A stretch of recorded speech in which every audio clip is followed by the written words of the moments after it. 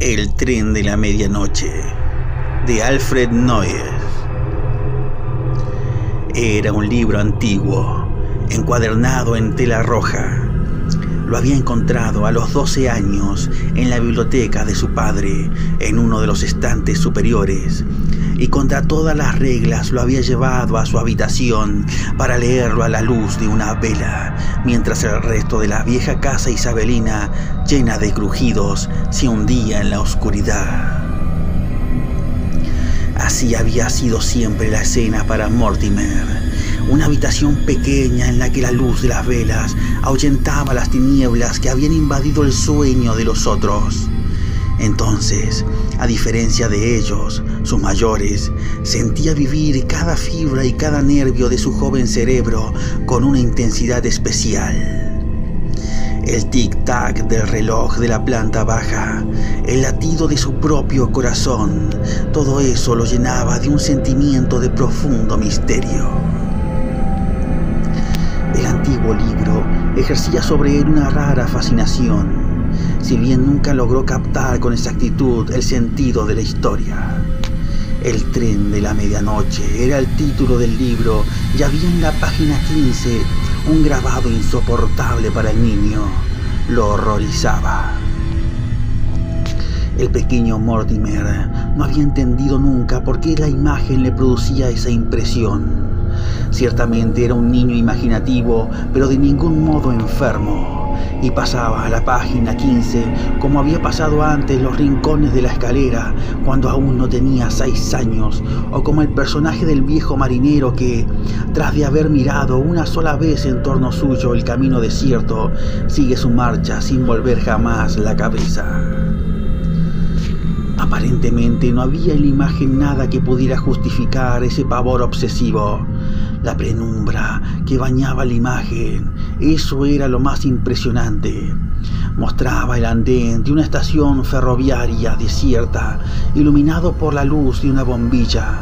Un andén desierto que sugería un empalme perdido en una región aislada. No había sino una silueta en el andén, la silueta oscurísima de un hombre a pie a unos cuantos pasos de la bombilla, con el rostro invisible, vuelto hacia la negra boca de un túnel que, por alguna secreta razón, sumergía al niño en un abismo de terror. El hombre parecía escuchar, tenía la actitud de un hombre en tensión, a la espera de algo, quizás de un drama espantoso. En lo que el niño había podido leer o entender del texto, nada había que justificara la impresión de pesadilla que evocaba la imagen. De cualquier manera, no podía resistir a la fascinación del libro, ni enfrentarse a la imagen en el silencio y la soledad de la noche. Y para no verla más, la sujetó a la página anterior con ayuda de 2 alfileres largos. Después decidió leer la historia hasta el final, pero siempre se dormía antes de llegar a la página 50. Los contornos de lo que había leído la víspera se desvanecían y a la noche siguiente comenzaba de nuevo, y una vez más se dormía antes de llegar a la página 50. Pasaron los años. Mortimer creció, lo olvidó todo, libro e imagen. Sin embargo, un día llegó a encontrarse, poco antes de la medianoche, en el andén de una estación de trenes, en un empalme aislado. Y cuando el reloj de la estación dio las 12, recordó como un hombre que saliera de un sueño prolongado. Allí, bajo la única, siniestra luz, en el largo andén, se hallaba la silueta oscura y solitaria que ya conocía. Un hombre cuyo rostro invisible estaba vuelto hacia la negra boca del túnel. Parecía escuchar, tenso, al acecho, exactamente igual que 38 años atrás. Pero Mortimer no sentía ya el pavor de aquel entonces. Iría hacia la silueta solitaria para desenmascararla, para ver al fin ese rostro que se le había ocultado por tanto tiempo. Caminaría con calma, hallaría un pretexto para abordar al desconocido. Le preguntaría, por ejemplo, si el tren venía retrasado. Sería algo simple para un adulto actuar así, pero sus manos estaban crispadas cuando dio el primer paso, como si también él estuviera tenso, al acecho de algo. Lentamente, preso una vez más de la obsesión de sus recuerdos, se dirigió hacia la silueta, la pasó y se volvió de súbito para abordarla. Y entonces vio, sin hablar, sin poder hablar, la silueta. Era él mismo. Sus ojos se toparon con sus ojos, como un eco de burla. Su propia mirada, viviendo en su propio rostro pálido, lo miraba. Todos los músculos de su corazón se estremecieron, como si la misma descarga lo fuera a paralizar. Lo invadió una ola de pánico, se volvió jadeante y luego se precipitó en una huida ciega. Atravesó la sala de espera de la estación, corrió hacia el largo camino iluminado por la luna. Los alrededores parecían totalmente desiertos. La luna reflejaba sobre toda el área su propia desolación. Se detuvo un instante y entonces oyó, como el eco de los suyos, los pasos entrecortados de un ser que lo seguía y atravesaba en ese momento la sala de espera. Después, sin sentir vergüenza, se abandonó a su angustia. Empapado en sudor como una bestia acosada, echó a correr a lo largo del camino, lívido, entre dos hileras interminables de álamos fantasmas que se respondían una a la otra a través de una distancia aparentemente infinita. A un costado del camino, las aguas de un canal recto y largo reflejaban inexorablemente cada uno de los álamos. Oía resonar los pasos a su espalda. Parecían lentos pero implacables. Más allá, cerca del camino, vi una casa blanca de ventanas oscuras y una puerta que imitaba la expresión de un rostro humano. Pensó que si llegaba a tiempo a la casa, podría encontrar abrigo, una oportunidad de escapar. Los pasos que respondían a los suyos resonaban todavía lejanos cuando se arrojó, sofocado contra la puerta. Sacudió el picaporte, quiso abrir, pero fue en vano. No había timbre ni aldaba. Con los puños golpeó la madera hasta que le sangraron los nudillos. Al fin, oyó pisadas en el interior de la casa. Esas pisadas bajaron lentamente la escalera. Despacio, una mano tiró del cerrojo de la puerta. Una silueta alta apareció en la sombra. Tenía una vela en la mano, pero de tal manera que le resultaba difícil a Mortimer distinguir el rostro de esa silueta.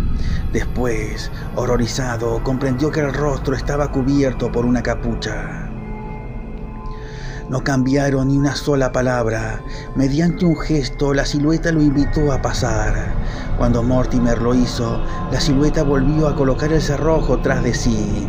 Luego, invitándole de nuevo con un gesto, la silueta cruzó delante de él para subir la escalera carcomida. Entraron en una pieza donde ardía el fuego en la chimenea. En cada lado del vestíbulo había un sillón y cerca de uno de ellos una pequeña mesa de roble sobre la cual descansaba un libro antiguo empastado en tela roja. Era como si el huésped hubiese sido esperado por mucho tiempo y todo estuviera listo para él. La silueta señaló uno de los sillones, colocó la vela junto al libro y se retiró sin una palabra, echando el cerrojo de la puerta. Mortimer miró la vela, que le pareció familiar. El olor de la cera derretida lo llevó de nuevo a la pequeña habitación de la casa isabelina de su infancia. Tomó el libro temblando. Lo reconoció de inmediato, si bien hacía mucho tiempo que había olvidado la historia. Recordó de pronto la mancha de tinta sobre la página del título. Más tarde sintió un estremecimiento al llegar a la página 15, que había prendido con alfileres para ocultarla cuando era niño. Los alfileres seguían ahí. Volvió a comenzar el libro. Estaba resuelto a leerlo ahora hasta el final y a descubrir el significado de todo aquello. Sentía que todo estaba en esas páginas. El tren de medianoche era el título del libro, y mientras leía las cosas se aclaraban lenta, inexorablemente. Era la historia de un hombre que en su infancia había encontrado un libro, una de cuyas imágenes lo aterrorizaba. Había crecido perdiendo ese recuerdo, pero una noche sobre el andén de una estación desierta se hallaba en la misma escena representada en la imagen. Veía la silueta solitaria bajo la bombilla y luego de reconocerla emprendía la fuga, horrorizado. Se refugiaba en una casa al borde de la carretera. Era conducido a una pieza donde lo esperaba el libro. Finalmente se ponía a leer desde la primera hasta la última línea, y ese libro llevaba también por título El tren de medianoche, y era la historia de un hombre que en su infancia, así para siempre, al infinito, no había salida posible. Sin embargo, cuando Mortimer encontró por tercera vez la historia de la casa junto a la carretera, una sospecha más aguda lo invadió lenta, inexorablemente. Aunque no hubiera salida, al menos podía tratar de comprender mejor los detalles del extraño círculo en el que estaba atrapado. Pero los detalles no tenían nada de particular, existían desde siempre. Simplemente Mortimer nunca había captado su sentido profundo. Eso era todo. El ser misterioso e inquietante que lo había conducido por la vieja escalera, ¿quién era? En cuanto a esto, la historia mencionaba algo que se le había escapado a Mortimer. Este bizarro anfitrión que le había dado asilo era más o menos de su misma talla. ¿Acaso también él era por eso que llevaba el rostro oculto? En el momento mismo en que se planteaba esta pregunta, oyó el ruido de la llave en la puerta cerrada. El misterioso anfitrión se le acercó por las espaldas. Ahora estaba allí, sentado frente a Mortimer, al lado del fuego, con una horrible indolencia, como una mujer que se dispone a arrancarse un velo. Levantó la mano para quitarse la capucha. Mortimer sabía qué rostro era ese, pero ¿estaría vivo o muerto? No había sino una salida, una sola. Cuando Mortimer se precipitó hacia adelante y se aferró a su atormentador, fue atrapado a su vez por la garganta con la misma fuerza brutal.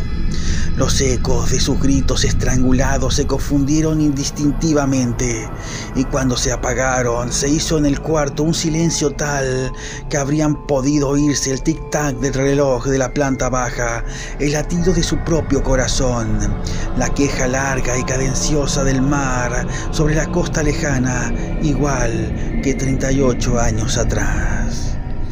Pero Mortimer pudo escapar al fin. Después de todo, quizá logró tomar el tren de la medianoche.